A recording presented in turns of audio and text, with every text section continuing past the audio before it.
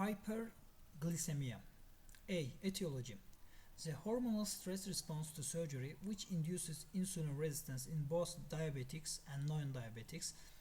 This is associated with elevated levels of the counter-regulatory hormones, including cortisol, epinephrine, and growth hormone. Total parenteral nutrition with inadequate insulin response. Third, sepsis, often the first manifestation of an occult sternal wound infection or an intra-abdominal process. B. Manifestations. Intraoperative and postoperative hyperglycemia are associated with an increase in morbidity and mortality in both diabetic and non-diabetic patients. Increased urine output from an osmotic diuresis. Also, the hypotonic fluid loss may cause hypernatremia. The glucose-induced shift of water from cells into the extracellular fluid compartment may cause hyponatremia. In this situation, the plasma osmolality is elevated despite the low serum sodium, a condition treated by fluid administration rather than restriction. Second, impaired wound healing and increased risk of sternal wound infection. This is noted in diabetics and non-diabetics with hyperglycemia, indicating that the blood glucose level itself is an independent risk factor. Third, increased risk of atrial fibrillation, cardiac, respiratory, renal, neurologic, and infectious complications. Fourth, worsened cognitive function has arguably been noted in non-diabetics with intraoperative hyperglycemia, but not in diabetics. C. Treatment. Prevention of intraoperative hyperglycemia might result in less neurologic morbidity and possibly less renal dysfunction, and it should be considered an integral component of perioperative glucose management. Therefore, IV insulin should be given to keep the blood glucose level than 180 mg/dL. Several studies have shown little difference in outcome when comparing a stringent intraoperative blood glucose control protocol to one using insulin only if the glucose was 200 mg/dL. The first one was maintaining a blood glucose between 80 and 100 mg/dL. Second, in the intensive care unit, maintaining a blood glucose below 180 mg/dL during the first 48 hours after surgery has been shown to reduce the risk of wound infection and mortality, primarily in diabetic patients, with some evidence of benefits in the diabetics as well.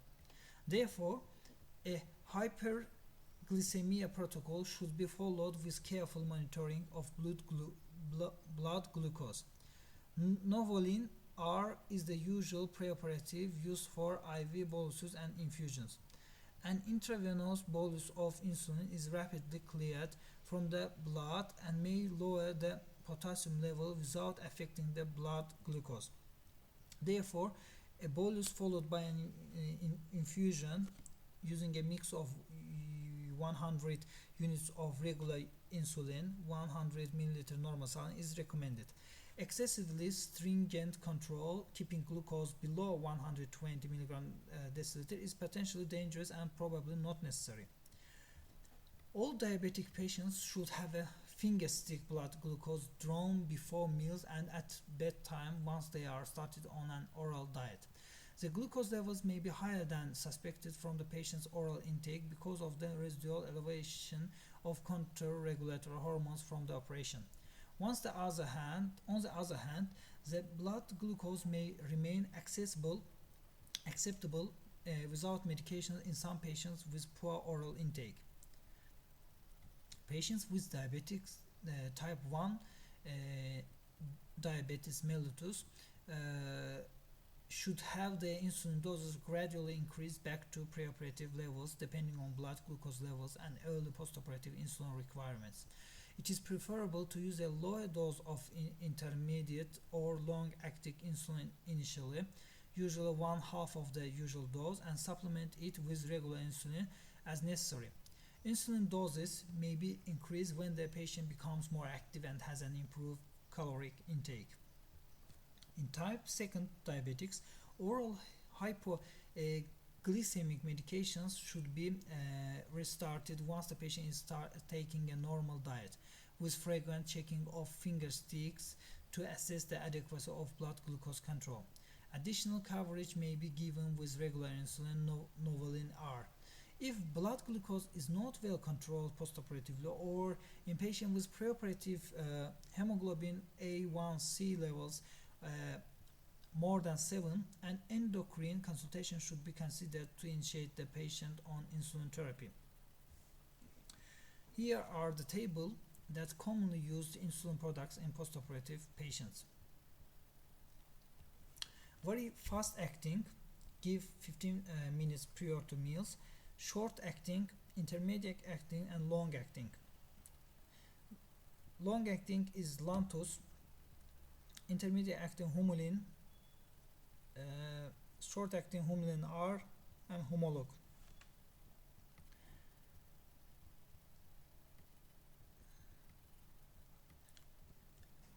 Hyperosmolar, hyperglycemic, non-ketogenic ketotic coma has been reported in type 2 diabetics following surgery. It commonly develops 4-7 days after surgery and is manifested by polyuria in association with a rising blood urine nitrogen or serum sodium. The resultant dehydration, often exacerbated by gastrointestinal bleeding or use of high nitrogen hyperosmolar tube feedings, results in the hyperosmolar state. Gradual correction of hypovolemia, hyperglycemia, hypokalemia, and hypernatremia is indicated. Consultation with an endocrinologist is important in the assessment and management of these patients. Diabetic ketoacidosis is rarely seen following cardiac surgery, but may be noted in type 1 diabetics. An endocrine consultation and standard management with saline infusions and insulin drip and correction of potassium and acid-base abnormalities should be followed. Note: hypoglycemia is extremely uncommon after open heart surgery. Possible causes include administration of excessive dose of insulin,